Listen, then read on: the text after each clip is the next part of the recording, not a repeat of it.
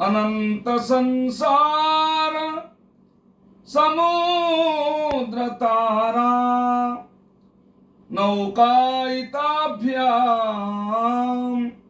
गुरु भक्ति दाभ्याम वैराग्य साम्रायद पूजनाभ्याम नमो नमः श्री गुरुपादुकाभ्याम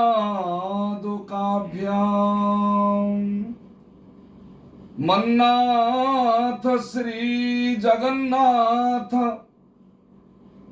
मद्गुरु श्री जगद्गुरु मदात्मा सर्वभूतात्मा तस्मै श्री गुरवे नमः। नमः कमल नेत्राय नमः कमल मालिनी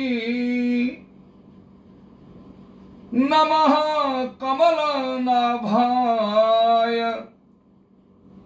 नमस्ते कमलांघ्रई। बोलिए आनंद कंद भगवान की। करुणा बरुणाल अखिल कोटि ब्रह्मांड के महानायक कोटि कैवल्यनाथ सर्व वेदांत सार विश्व वेदना के वैद्य महाप्रभु श्री जगन्नाथ जी के श्री चरणों में कोटिशः प्रणाम निवेदित करता हूं। पूज्यपाद भोगवर्धन गोवर्धन पीठाधीश अनंत श्री विभूषित साक्षात शिवस्वरूप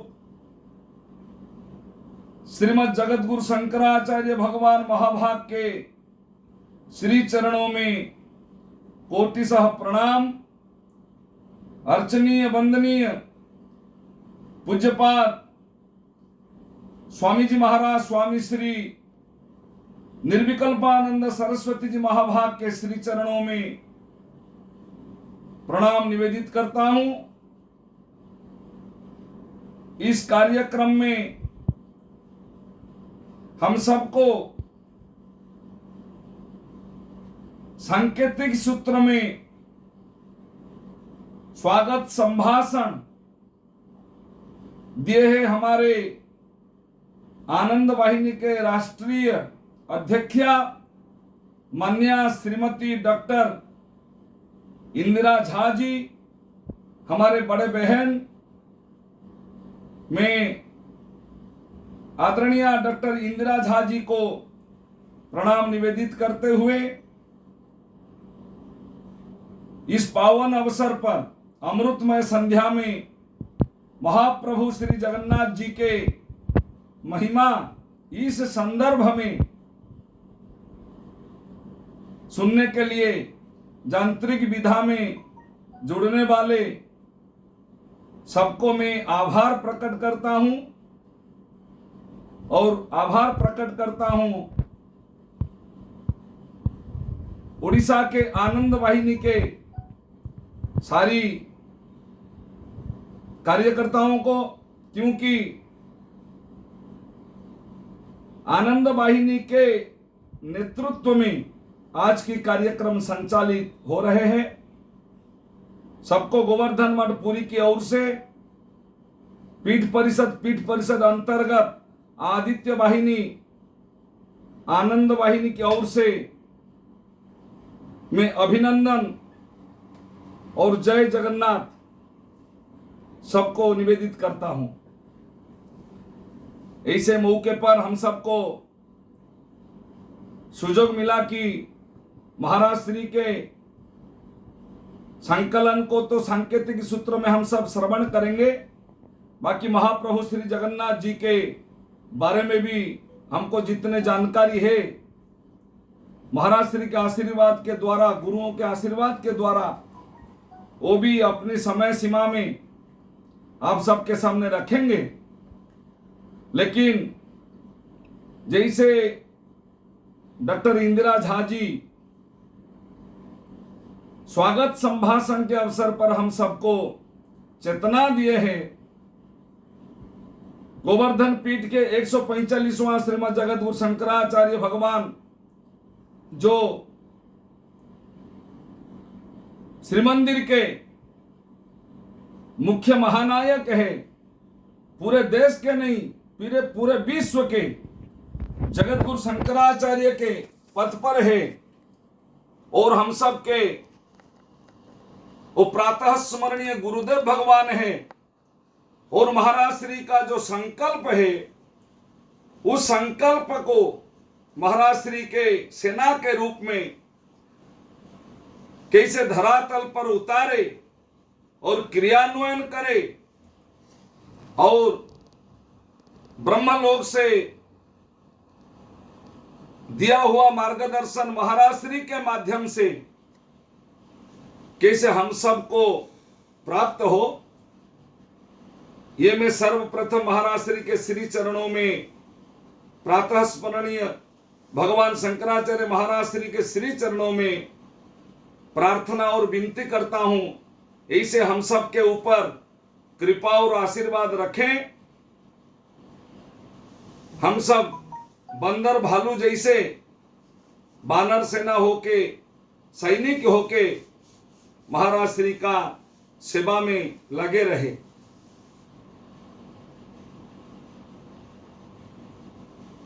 आज रश्मि जी ने इस कार्यक्रम में भाग लेने के लिए मेरे को इस मोर्चे में बुलाया है, मैं आभार प्रकट करता हूं। भगवान जगन्नाथ जी के महिमा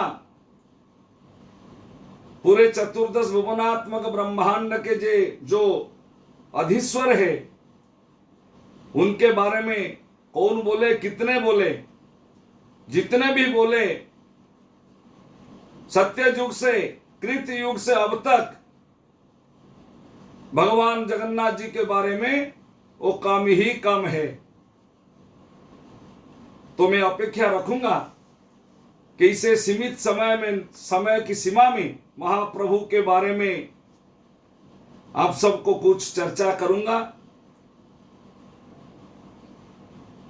ज्येष्ठ पूर्णिमा, जिसको देवस्नान पूर्णिमा हम बोलते हैं, मानते हैं, भगवान जगन्नाथ जी के जो पुण्य जन्म तिथि है, और भगवान जगन्नाथ जी उसी दिन ही पूरे साल भर एक दिन 108 कलश अभिमंत्रित तीर्थ जल को प्रत्यक्ष रूप में स्नान करते हैं। उस महामहोत्सव हम सब एक दिन पहले पालन किए हैं, और आज सुबह सुबह ब्राह्म मुहूर्त से भगवान जगन्नाथादि चतुर्धा विग्रह अग्रजोपम भगवान बलभद्र, कौटिल्यवासिनी भद्रा सुभद्रा, और भगवान के अत्यंत प्रियतम सेवक चक्रराज सुदर्शन, खुद भगवान जगन्नाथ भी आज अनवसर गुप्त नीति में विराजित है।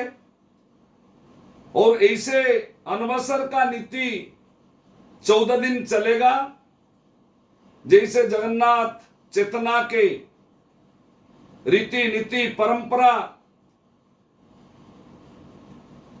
के अनुसार 14 दिन के बाद 15वां दिन आएगा महाप्रभु जगन्नाथ जी के नवजौवन तिथि, जिस दिन महाप्रभु जगन्नाथ जी रत्न सिंहासन तक पहुंचे और सबको नवजौवन दर्शन देंगे। फिर एक दिन के बाद आएगा विश्व प्रसिद्ध रथ यात्रा। ये तो सब साल भर आप लोग जो जगन्नाथ चेतना के बारे में जानते हैं, जगन्नाथ प्रेमी हैं, महाप्रभु जगन्नाथ श्री के चरणों में आस्था रखते हैं और सनातनी हिंदू है, जगन्नाथ जी के जितने महामहोत्सव है, उत्सव है, यात्रा है, पर्व है, सबका तो कुछ कुछ ज्ञान है। लेकिन क्यों इतने पर्व है, इतने उत्सव है, और बाकी सारे देवी देवताओं से जगन्नाथ जी को क्यों हम ब्रह्मांड के सर्वमय कर्ता और परमात्मा, परम ब्रह्म, परात्पर परम ब्रह्म मानते हैं? यह प्रसंग हम चर्चा करूंगा। मैं सबको नम्रता के सहित निवेदन करूंगा, सर्वप्रथम हमारे साथ 2 बार महाप्रभु श्री जगन्नाथ जी के कीर्तन करें, फिर 2 बार कीर्तन के बाद आज का विषय जगन्नाथ जी के महिमा हम शुरुआत करेंगे। बोलिए जगन्नाथ भगवान की। जगन्नाथ जगन्नाथ जगन्नाथ पाहि माम, जगन्नाथ जगन्नाथ जगन्नाथ जगन्नाथ जगन्नाथ रक्ष माम।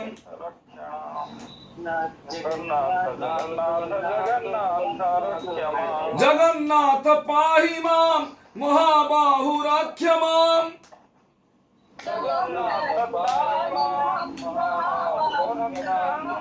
जगन्नाथ जगन्नाथ जगन्नाथ पाहि माम।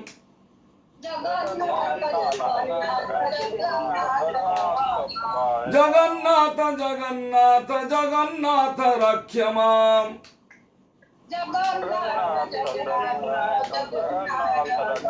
जगन्नाथ पाहि माम, महाबाहु रक्ष माम। जगन्नाथ पाहि माम, महाबाहु रक्ष माम।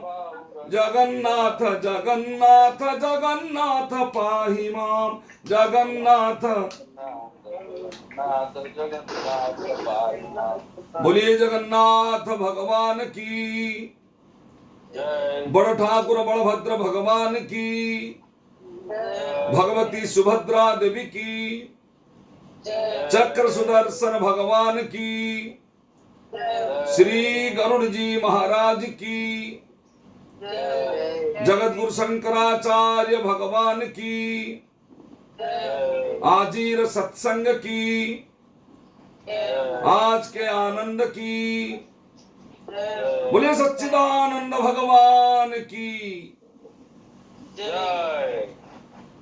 महाप्रभु जगन्नाथ जी के बारे में जितने सारे प्रमुख ग्रंथ है, उस ग्रंथ में सर्वप्रथम और सबसे श्रेष्ठ ग्रंथ है स्कंद पुराण, जिस ग्रंथ को भगवान कृष्ण द्वैपायन वेदव्यास जी ने, कृष्ण द्वैपायन वेदव्यास जी के द्वारा विरचित है। और स्कंद पुराण के उत्कल खंड अंतर्गत वैष्णव खंड के श्री पुरुषोत्तम क्षेत्र महात्म्य में महाप्रभु श्री जगन्नाथ जी के बारे में सारी कुछ जानकारी है। तो इसलिए सर्वप्रथम मैं आग्रह करूंगा, जो जगन्नाथ प्रेमी हैं, भगवान शंकराचार्य जी के मार्गदर्शन में श्रीमंदिर प्रशासन के द्वारा प्रस्तुत स्कंद पुराण श्री पुरुषोत्तम खंड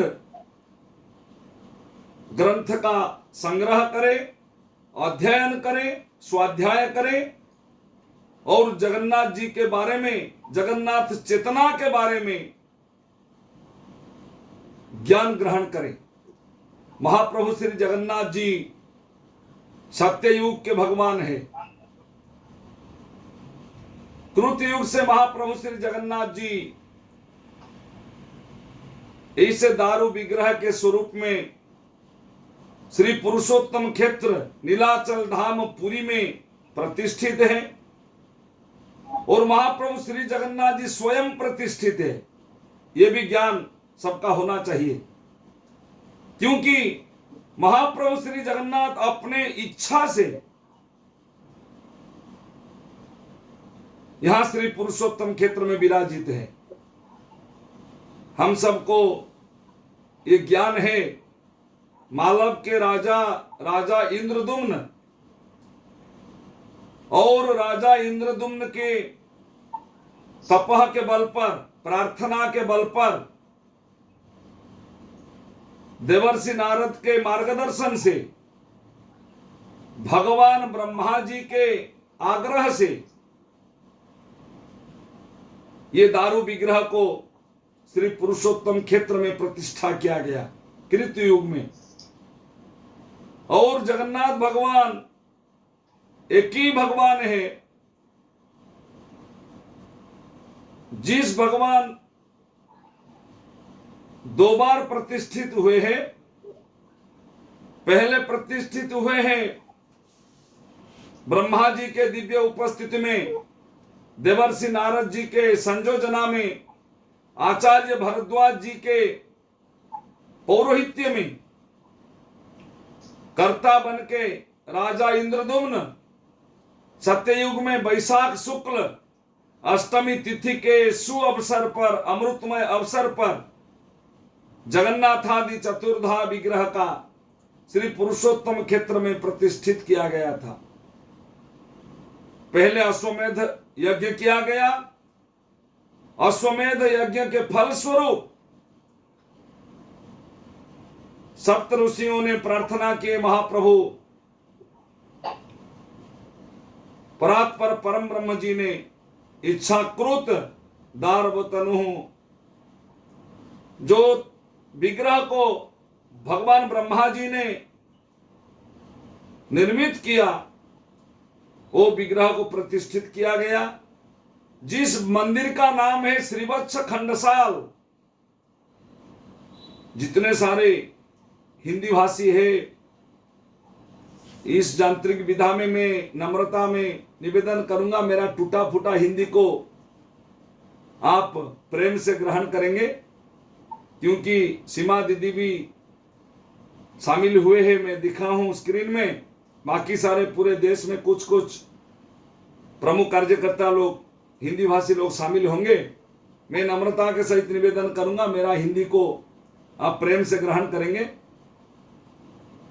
तो मंदिर में, जिस मंदिर में भगवान को प्रतिष्ठित किया गया, इस मंदिर को हम श्रीवत्स खंडसाल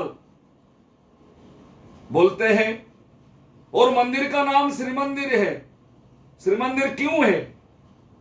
इसलिए श्री मंदिर है, इस मंदिर में वैकुंठ लक्ष्मी केवल भगवान श्रीमन नारायण जी जगन्नाथ रूप में, दारू विग्रह के रूप में प्रतिष्ठित हुए हैं, ऐसा नहीं। भगवती मां लक्ष्मी भी विराजित है।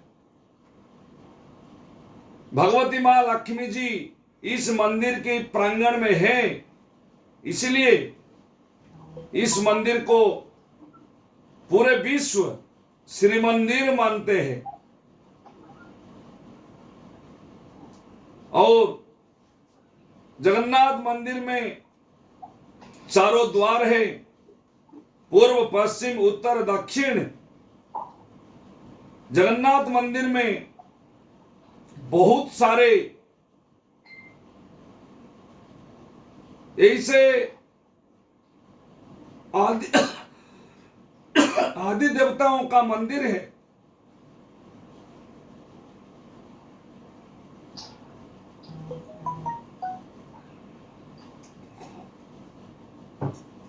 आप बार बार जगन्नाथ मंदिर को प्रदक्षिण नहीं करेंगे, दर्शन नहीं करेंगे, तो सारी देवताओं के बारे में आपका ज्ञान भी नहीं होगा। और जगन्नाथ मंदिर की दक्षिण दिशा में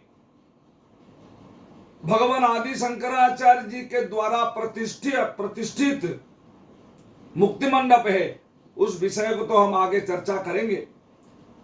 तो पहले हम आप सबके सामने श्री पुरुषोत्तम क्षेत्र के बारे में दो ऋचाओं बोलना उचित समझता हूं। स्कंद पुराण में यह कहा गया है, पुरुषोत्तमाख्यं महत् क्षेत्रम परम पावनम जत्रास्ते दारवतनु शिश्रो मानुष लीलया। ये सोच के चलना चाहिए हम सबको, भगवान केवल दारवत अनुओं के मंदिर में पूजा पाने के लिए वहां प्रतिष्ठित नहीं हुए हैं। खुद परत पर परम ब्रह्म भगवान जगन्नाथ जी ने मानुष लीलया, मानुषी लीला करने के लिए यहां प्रतिष्ठित है। एवं कैसे भगवान जगन्नाथ है? ये देवता नहीं है, ये अवतार नहीं है। सारी अवतार और जितने सारे देवता लोग हैं वो सब जगन्नाथ जी से ही सृष्टि है। 33 कोटि देवता जगन्नाथ महाप्रभु जी से ही सृष्टि है। जैसे भगवान शंकराचार्य बोलते हैं वो खुद सृष्टि है और सृष्टि का रचना करने वाले हैं, ऐसे महाप्रभु जगन्नाथ जी है। अपनी इच्छा में वो सृष्टि का संरचना किए और खुद सृष्टि के रूप में भी प्रतिष्ठित हुए। और जो क्षेत्र में जगन्नाथ जी आज पूजा होते हैं उस क्षेत्र का नाम है पुरुषोत्तम क्षेत्र। जिस क्षेत्र को ब्रह्मा जी ने नहीं बनाए, जिस क्षेत्र को खुद जगन्नाथ जी ने अपने स्वयं मानुष लीलया के लिए उस क्षेत्र को महाप्रभु जगन्नाथ जी ने सृष्टि किए। इसीलिए उस क्षेत्र में, उस पावन पवित्र तीर्थ में आप पहुंच के एक बार जगन्नाथ जी को दर्शन करेंगे तो हमको क्या सफलता, क्या फल प्राप्ति होगा, ये भी स्कंद पुराण में कहा गया है। दर्शनात् मुक्तितः साक्षात् सर्वतीर्थ फल प्रदः तन्नो विस्तरतो ब्रूहि तत्क्षेत्रम केन निर्मितम्। दर्शनात् मुक्तितः साक्षात् सर्वतीर्थ फल प्रदः, दर्शनात् मुक्तितः साक्षात् सर्वतीर्थ फल प्रदः। आप एक बार जीवन भर में दर्शन करेंगे तो सर्वतीर्थ फलप्रदः, पूरे ब्रह्मांड में जितने तीर्थ है सब तीर्थ का समुचित फल केवल महाप्रभु जगन्नाथ जी को पुरुषोत्तम क्षेत्र में, इसे पावन पवित्र तीर्थ में श्री मंदिर के वही रत्न सिंहासन के ऊपर दर्शन करेंगे तो आपको फल प्राप्ति होगा। तन्नो विस्तरते ब्रूहि तत्क्षेत्रम केन निर्मितम। ब्रह्मा जी भी संशय में पड़े, जगन्नाथ जी प्रतिष्ठित होने से पहले जब ब्रह्मा जी को पुरुषोत्तम क्षेत्र के बारे में भगवती मां वैकुंठ लक्ष्मी जी ने बताया, ब्रह्मा जी परिभ्रमण करते हुए देखा एक कौवा ने यहां पुष्करिणी में स्नान करते हुए हंस होके निकल पड़े। ब्रह्मा जी ने आश्चर्य हुआ, इसे कैसे सृष्टि है। कौवा बन के आए थे और यह पुष्करिणी में स्नान किया और हंस बन के चले गए। ऐसे भ्रम भी ब्रह्मा जी के हुआ था। भगवान की, जगन्नाथ जी की माया वो रहस्यमय है, सर्व रहस्यम। भगवान जी सबसे रहस्यमय भगवान है। तो इसलिए इस रहस्य को केवल दर्शन के माध्यम से हम प्राप्त करेंगे, क्योंकि परात्पर परम ब्रह्म है। धर्मशास्त्र ने बताया ये कैसा तीर्थ है। जले गंगा स्थले काशी, जले स्थले चांतरिक्षे, श्री पुरुषोत्तम मोक्षदायिका। हम सबको ज्ञान है गंगा का, भगवती मां गंगा का जल पवित्र है। वहां एक बार डुबकी लगाओ तो इस शरीर पवित्र हो जाएगा।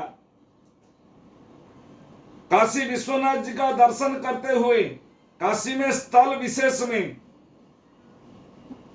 चाहो आपका प्राण चल बसे, तो ये मान लो कि आप मोक्ष प्राप्ति हो जाएंगे।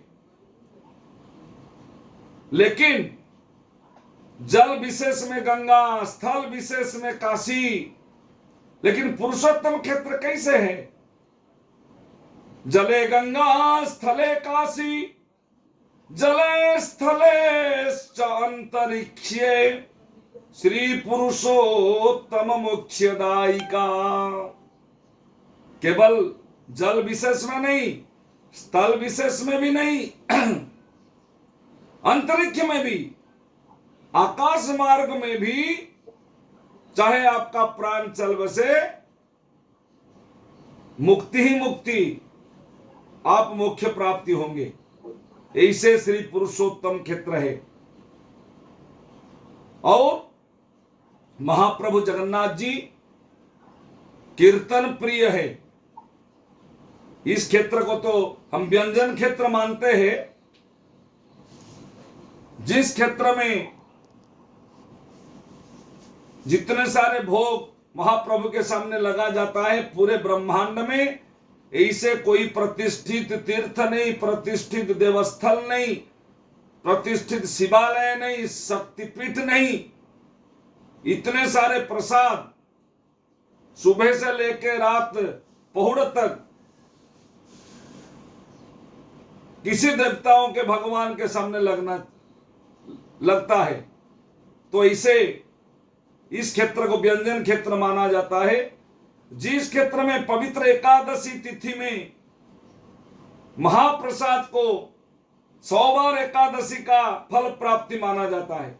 एकादशी के तिथि में आप जगन्नाथ जी के मंदिर में भोग मंडप का प्रसाद, महाप्रसाद प्राप्त करें तो मान लो 100 एकादशी व्रत का आपको फल प्राप्ति होगा। ये भी जगन्नाथ जी के महिमा है। यहां एकादशी में प्रसाद मिलता है। ये व्यंजन क्षेत्र है। और महाप्रभु जगन्नाथ जी भाव के ठाकुर है, हृदय के ठाकुर है। उड़िया में ऐसे बोला जाता है, भाव को निकट तमे अभाव को दूर, भाव विनोदिया तमे कालिया ठाकुर। जद भावम तद भवती। जैसे भाव लेके आप जगन्नाथ जी को दर्शन करो, आपको उसी हिसाब से सिद्धि प्राप्ति होगा ही। देखो, गणपति भट्ट जी ने आए, महाप्रभु जगन्नाथ जी से प्रार्थना किए, मेरा इष्ट भगवान श्री गणेश जी है, मैं आपको श्री गणेश जी के रूप में दर्शन करना चाहता हूं।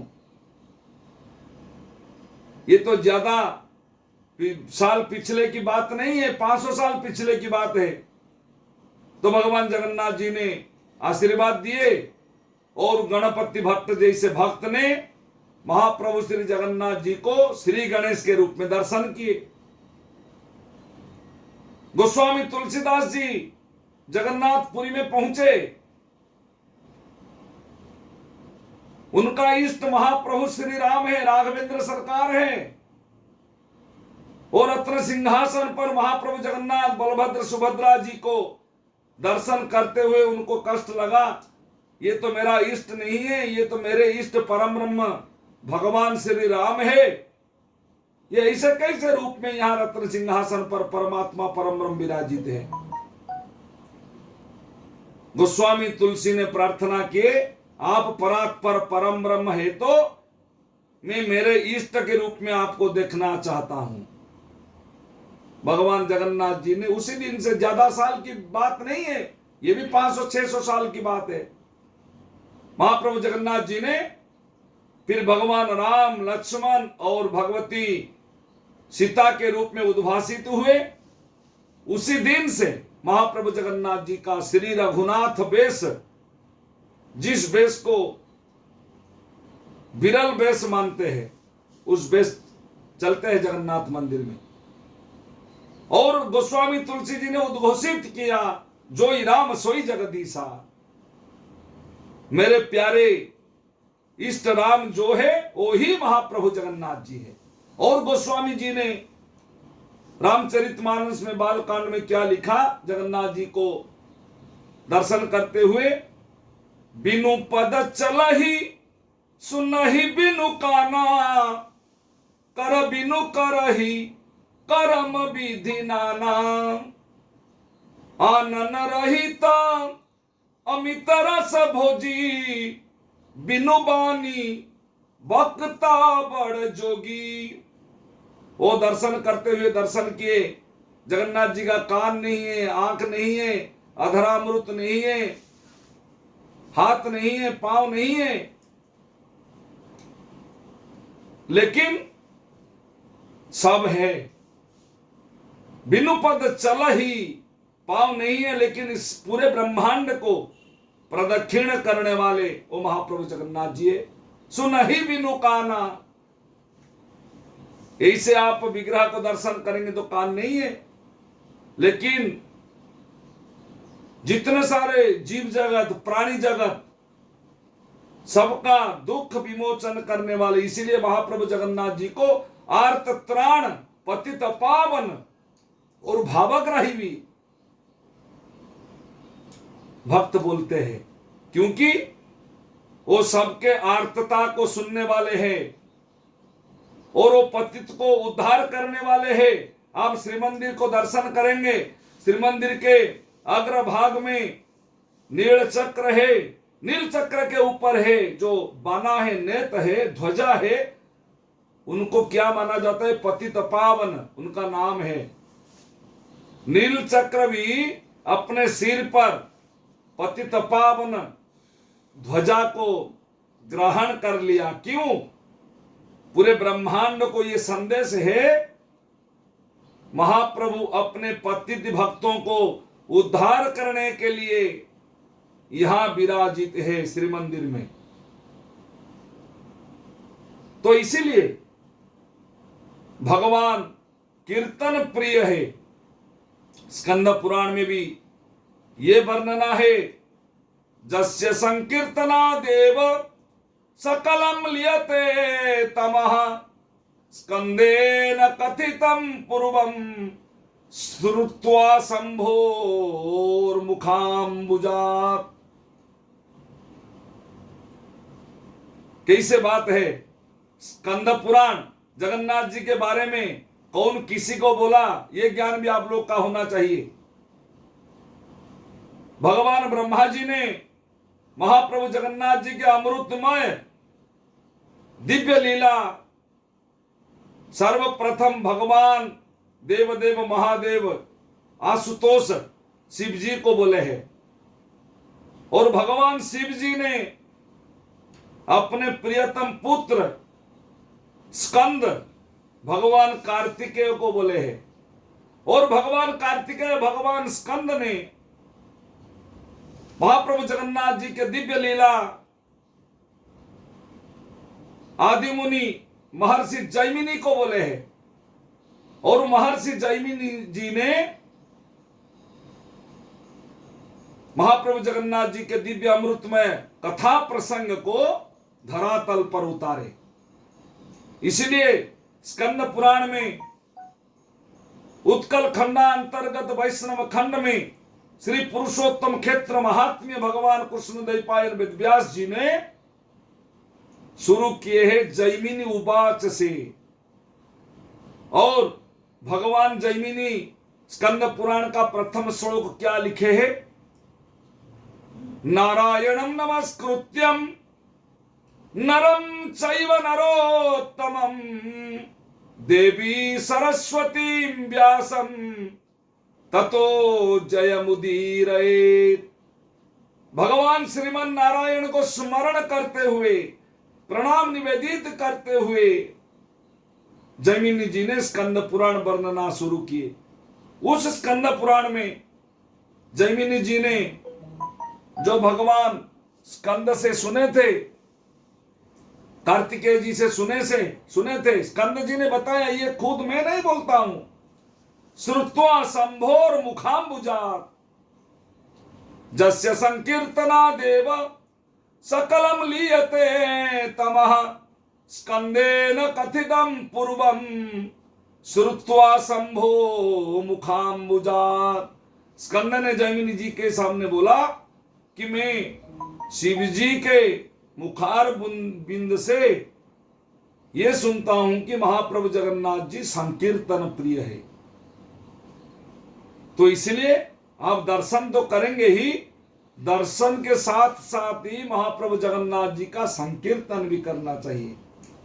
उनका अमृतमय नाम को कीर्तन करना चाहिए, जप करना चाहिए, मनन करना चाहिए, स्मरण करना चाहिए, तो महाप्रभु का आशीर्वाद और कृपा प्राप्ति के लिए। तो जिस जगन्नाथ जी का दिव्य भव्य अमृतमय प्रतिष्ठा महोत्सव सत्ययुग में हुआ था, राजा इंद्रद्युम्न के माध्यम से, निमित्त रूप में राजा इंद्रद्युम्न थे, और भगवान अपने इच्छा से मानुष लीलया करने के लिए यहां प्रकट हुए। ऐसे महाप्रभु है। एक बार ब्रह्मा जी के दिव्य उपस्थिति में जिसका प्रतिष्ठा उत्सव बने थे, वही जगन्नाथ जी का पुनः प्रतिष्ठा भगवान शिव जी के दिव्य उपस्थिति में कलियुग में हुआ। ये प्रसंग हम आप सबके सामने रखते हुए वाणी को विराम करूंगा। 5-7 मिनट में हम कथा रखेंगे। सत्ययुग में, कृतयुग में वैशाख शुक्ल अष्टमी, जिसको नीलाद्रि महोदयाष्टमी हम मानते हैं जगन्नाथ मंदिर में, ऐसे कलियुग में आचार्य आद्य शंकर भगवान शंकर परिव्राजक के रूप में शंकर दिग्विजय यात्रा में बृहद भारत को परिक्रमा करते हुए जब उत्कल पहुंचे, श्री पुरुषोत्तम क्षेत्र पहुंचे, शंभो सदा चलति भुवने शंकराचार्य रूपा, स्वयं साक्षात शिवावतार भगवत पाद आद्य शंकराचार्य जी ने पहुंचकर देखा कि इतने बड़े मंदिर है, चारों ओर ताला लगा हुआ है, कपाट बंद है, पूजा विधि सब बंद है, मंदिर के सिंहासन पर देवता नहीं है। कष्ट लगा शिव जी को। आद्य शंकराचार्य जी ने अपने तपह के बल पर ये जानने लगे कि महाप्रभु जगन्नाथादि चतुर्दह विग्रह को श्री पुरुषोत्तम क्षेत्र से 300 किलोमीटर दूरी में सुवर्णपुर में पहाड़ की गुफा से भूमिगत पाताली किया गया है। मूर्ति भंजकों के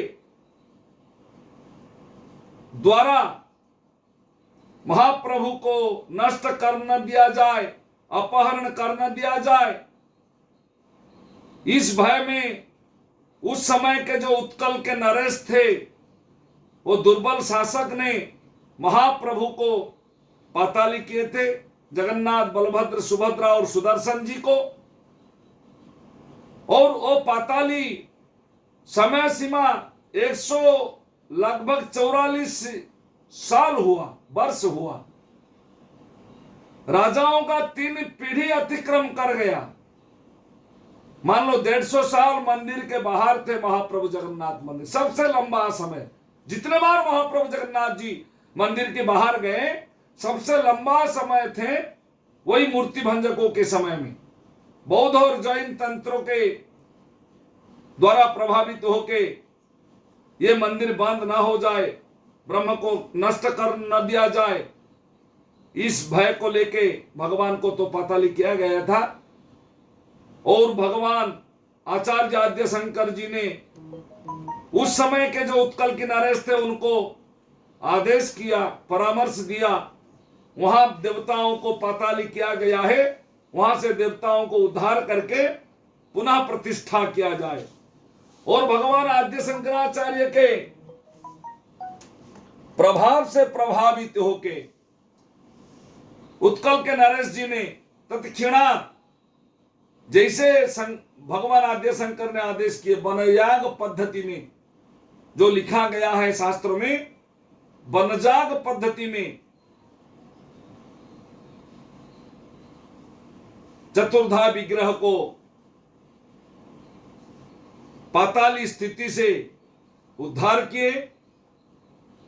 और भगवान शंकर ने देखा सत्ययुग में बना हुआ जो विग्रह,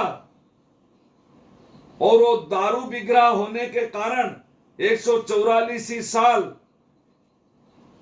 भूमिगत होने के कारण केवल ब्रह्म ही ब्रह्म है, भगवान का अवयव स्वरूप नहीं है।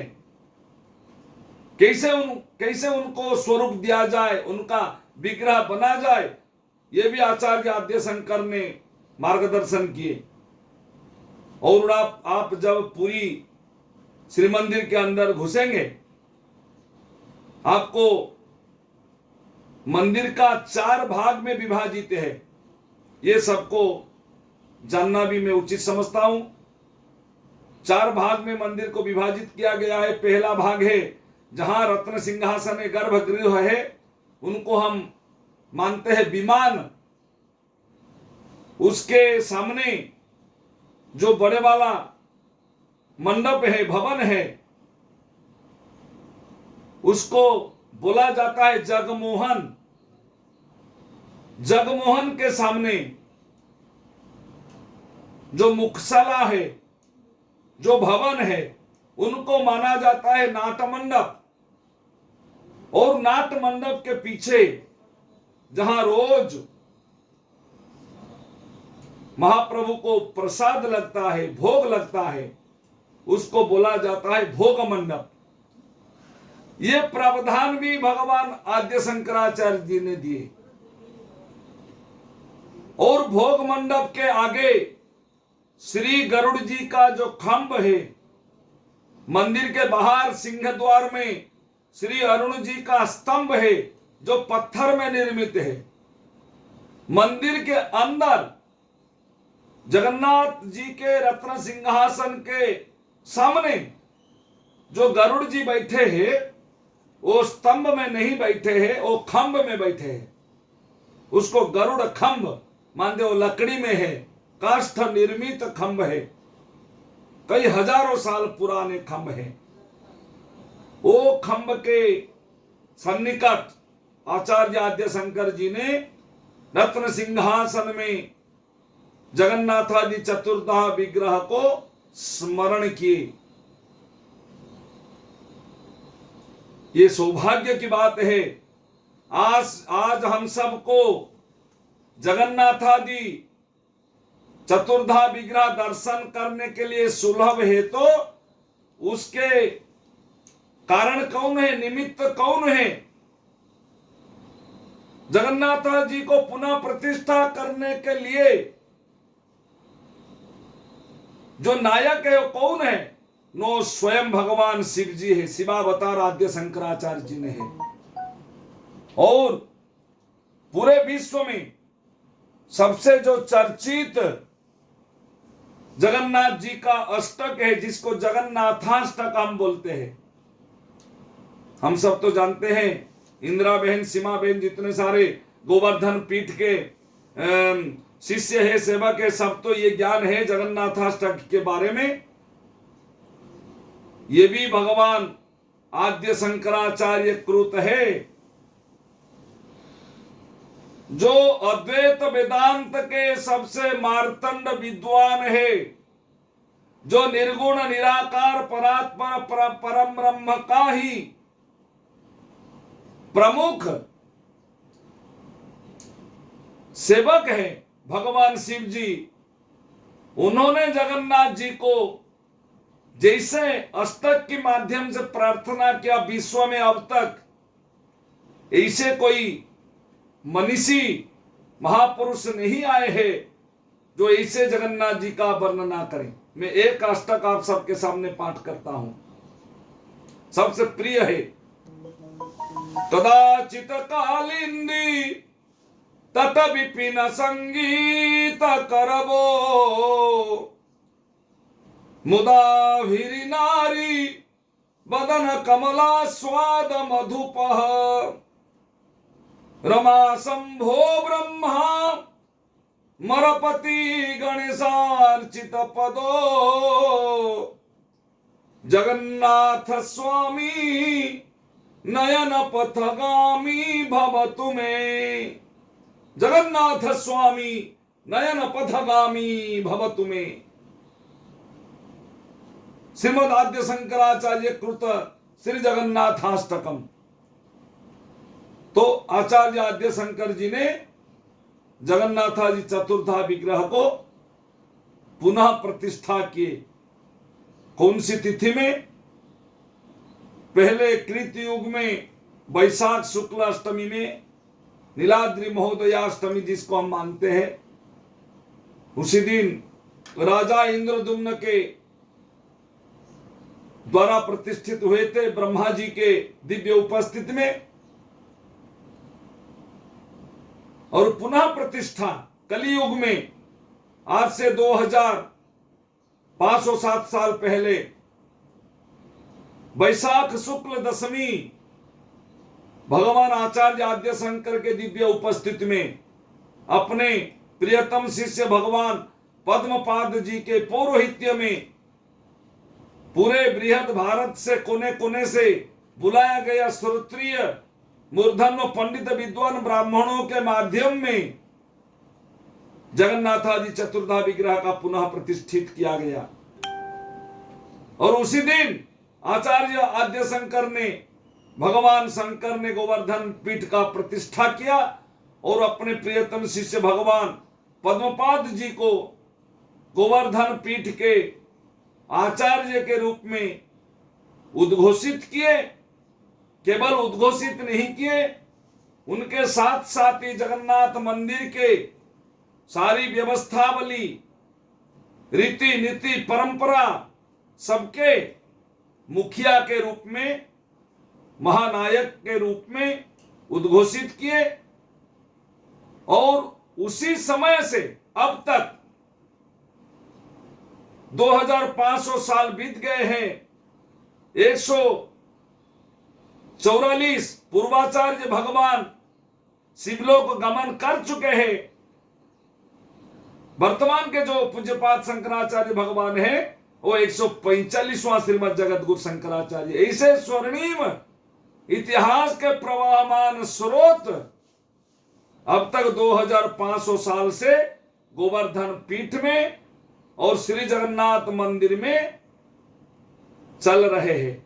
और गोवर्धन पीठ के अधिष्ठात्री देवता के रूप में महाप्रभु श्री जगन्नाथ, अधिष्ठात्री देवियों के रूप में भगवती श्री विमलांबा को आचार्य आद्य शंकर जी ने उद्घोषित किए। वही स्वर्णिम इतिहास भी परंपरा के अनुसार अब तक गोवर्धन पीठ में रह चुके हैं। मैं ये इसीलिए बोला हूं, आज जगन्नाथ भगवान को पूरे विश्व ब्रह्मांड दर्शन करने के लिए हम सबको मौका दिए आचार्य आद्य शंकर जी ने। इसीलिए मैं सर्वप्रथम आचार्य आद्य शंकर को एक उड़िया के रूप में, उत्कलीय के रूप में, एक सनातनी हिंदुओं के रूप में उनके चरणों में दंडवत प्रणाम निवेदित करता हूं। आज मैं गर्व से कहूंगा कि मैं उड़िया हूं, मैं जगन्नाथ जी के भक्त हूं। इसके पीछे कारण कौन है ना, कारण आचार्य आद्यशंकर है।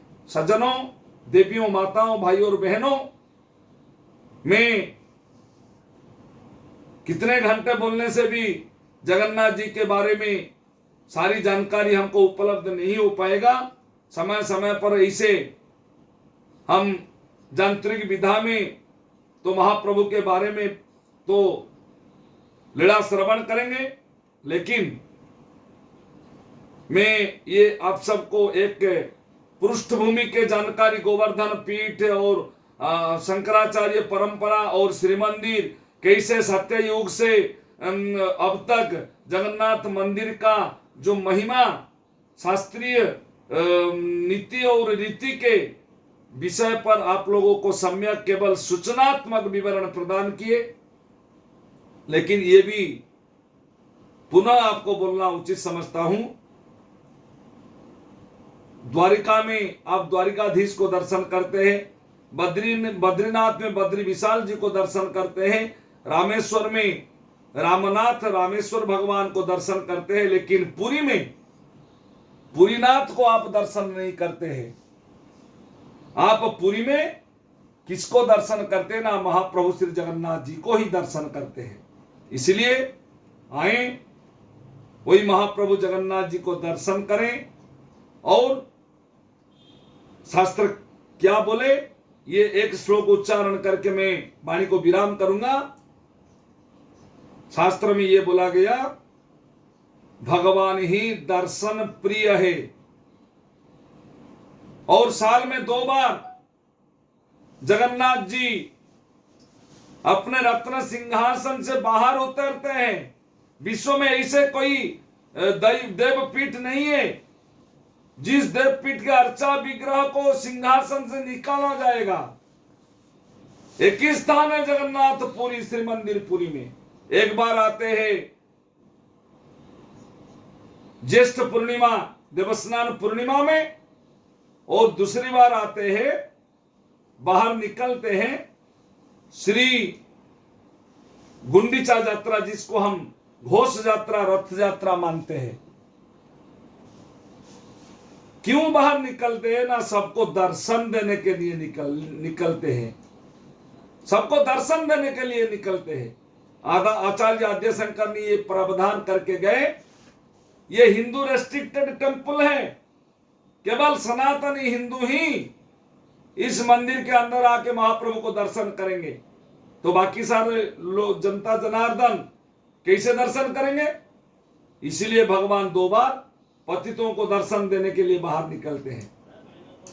इसलिए धर्मशास्त्र बोलते हैं, दोले तु दोल गोविंद, चापे तु मधुसूदन, रथे तु वामनं दृष्ट्वा पुनर्जन्म न विद्यते। रथे तु वामनं दृष्ट्वा पुनर्जन्म न विद्यते। और पुनर्जन्म हमको सुलभ नहीं होगा, हम एक बार रथारूढ़ जगन्नाथ जी को दर्शन करेंगे तो आए, वही महाप्रभु जगन्नाथ जी का दर्शन का लाभ लें और आशीर्वाद लें, कृपा लें। गुरुपीठ को परिक्रमा करें, गोवर्धन मठ को दर्शन करें, पूज्यपाद शंकराचार्य जी को दर्शन करें। बोलिए जगन्नाथ भगवान की जय। जय जगन्नाथ, जय जगन्नाथ, जय जगन्नाथ।